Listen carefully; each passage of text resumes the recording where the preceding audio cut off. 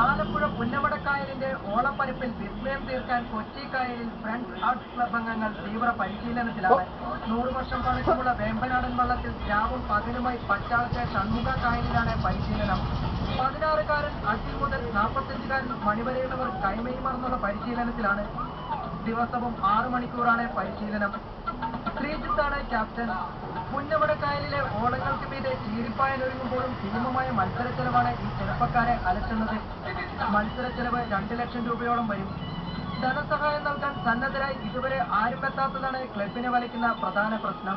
രാവിലെ 7 വരെ നീണ്ടു നിൽക്കുന്ന കഠിനമായ പ്രയത്നം മറ്റുള്ള സഹായ സഹകരണങ്ങളൊന്നും ഇതുവരെ ഉണ്ടായിട്ടില്ല. ഉണ്ടാവുകയാണെങ്കിൽ നല്ല രീതിയിൽ ഈ പറയുന്ന പുന്നമടക്കായലിൽ പോയൊരു സമ്മാനം എടുത്തു കൊണ്ടുവരാനുള്ള ഒരു പ്രതീക്ഷ എനിക്കുണ്ട്.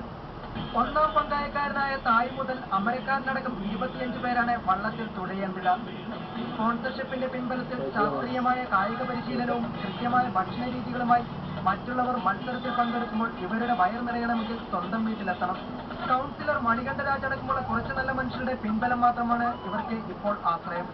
വംശവാസം വരുന്ന കേരളത്തിന്റെ ഒരു കായിക വിനോദം അത് തീർച്ചയായിട്ടും ഈ പ്രദേശത്തെ friends arts and sports club പുതിയതായി തുടങ്ങി വയ്ക്കുമ്പോൾ ഒരു ജനപ്രതിനിധി എന്നുള്ള നിലയിൽ എൻ്റെ പരിപൂർണമായ പിന്തുണ.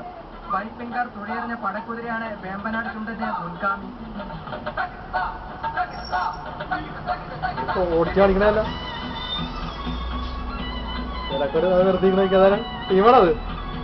പുന്നമടക്കായലിന്റെ ഓളങ്ങളിൽ പുതിയ വിസ്മയം തീർക്കാൻ ഇവരെത്തുകയാണ്. പ്രാർത്ഥനകളും കഠിന പ്രയത്നങ്ങളുടെയും ഫലമായിട്ടാണ് ഇവർ കൊച്ചി കായലിൽ പരിശീലനം നടത്തുന്നത്. എറണാകുളത്തു നിന്നും ക്യാമറമാൻ മണി എസ് എഡിനോടൊപ്പം KP ശ്യാമപ്രസാദ്, ജീവൻ ന്യൂസ്, കൊച്ചി.